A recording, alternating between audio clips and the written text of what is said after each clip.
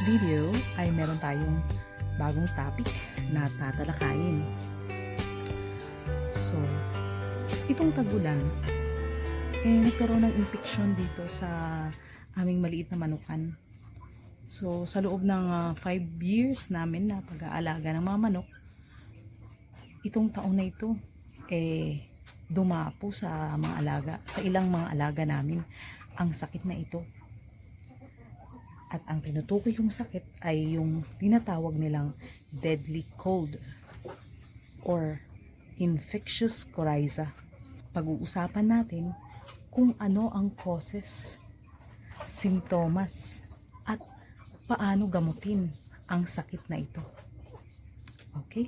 So, tara. Samahan niyo ako. Let's roll! So, yung isang ay namamagak ang kanyang mata. Isa din yan sa infected ng coryza. Ito naman.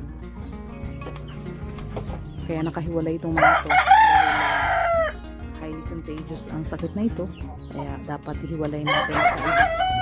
Although, nadadala nga daw ng hangin ang bakterya na nakakapag-cause ng sakit na coryza. Yan, isa din yan siya sa nagkaroon ng coryza na inoperahan natin. So, tinanggal ko yung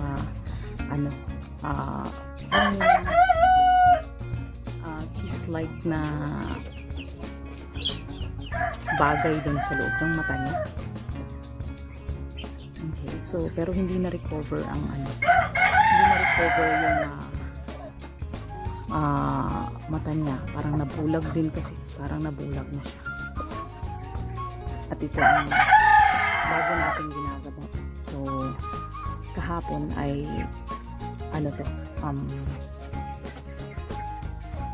inumpisahan ko na siyang operahan. So, sa ngayon, pag-usapan muna natin kung ano ba itong tinatawag nilang infectious coryza. Okay? Ang infectious coryza daw ay isang acute respiratory disease. Ibig sabihin nun malalang sakit sa breathing system ng ating mga manok. At ang sakit daw na ito ay caused ng isang uri ng bakterya na ang tawag ay Avibacterium paragalienarum. So, ano ba ang mga symptoms nito? Ng sakit na ito. So, naandyan ang mapapansin nyo. Meron siyang sipon, no? May lumalabas na sipon dyan sa ilong niya. Tapos, nagbabahin siya, sneezing, at medyo maluha-luha yung kanyang mata, no? Meron pang nag-a-appear na parang bubbles sa mata niya. So yun ang karanasan early symptoms, no? Ngayon, kapag medyo malala na yung sakit, nandyan na mapapansin mo na namamagana yung mata. Namamagana yung mukha ng manok mo. So, mapapansin mo rin, kagaya na itong manok na ito, ay tutulog na lang siya natutulog na ba siya? Hindi siya natutulog. Ano lang, parang hindi lang siya masyadong magalaw. Malungkot siya. At saka yung isa pang symptoms na makikita mo ay hindi na maganang kumain yung manok. Pero good thing na as of now ay kumakain-kain pa rin naman itong manok na ito. So may pag-asa pa na mabuhay, no? Paano nga ba natatransmit ang sakit na ito? Isang way para matransmit ang sakit na ito ay yung direct contact sa infected na manok, no? So nahahawaan. Kaya importante na pag napansin mong may sakit ang manok mo, ihiwalay mo ng kulungan para medyo mabawasan ang risk na ma-infect yung iba pang mga manok. Then,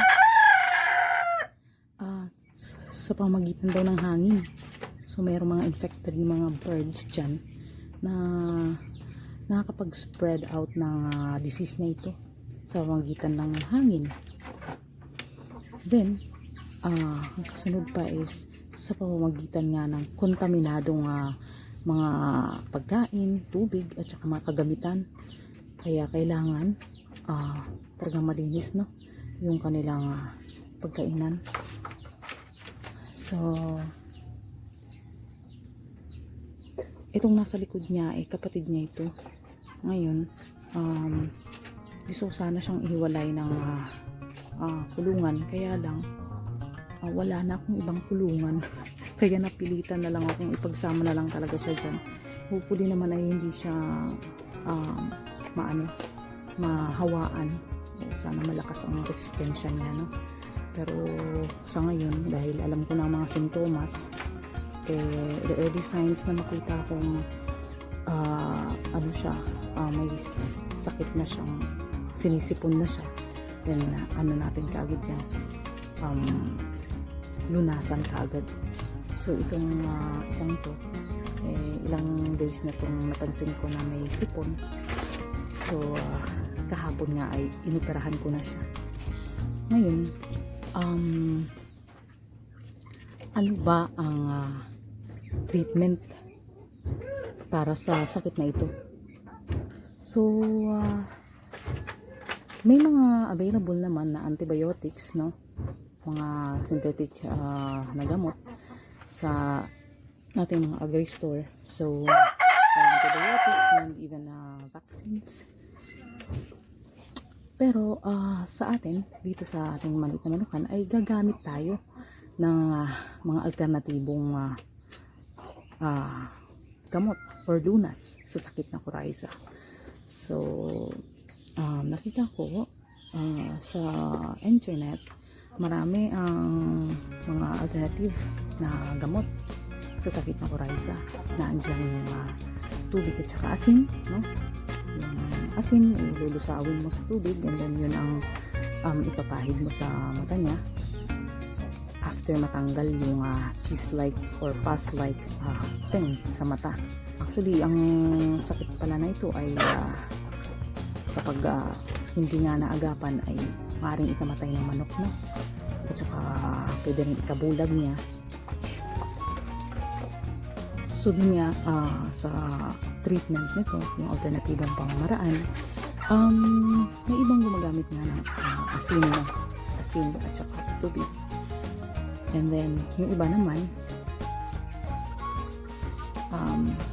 pinapainom nila ng calamansi juice, no? Para yung vitamin C, dagdag immunity sa manok.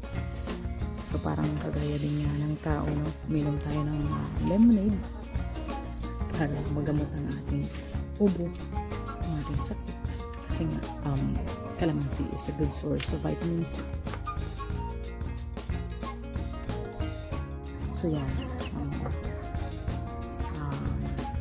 nakakatihan siya sa mata niya. Actually, kinabahan ako, no? Kasi nung ginagamot ko siya kahapon, biglang nangati yung mata ko. So akala ko baka mawaan ako. So ni-research ko kaagad. It's a good thing na ang coryza pala ay hindi zoonotic disease. Hindi siya nakakahawa sa tao, at saka ang pagkain ng itlog o karne ng infected na manok ay hindi rin is safe, no? Pagka nag-undergo yun ng proper process of cooking. Okay, so that's it for now. Maraming salamat sa walang sawa niyong pagsubaybay sa aming maliit na channel. Sana ay nagustuhan niyo at may natutunan kayo sa video natin sa araw nito. Thank you for watching. Don't forget to like and share this video. And please, don't forget to subscribe. Let's grow.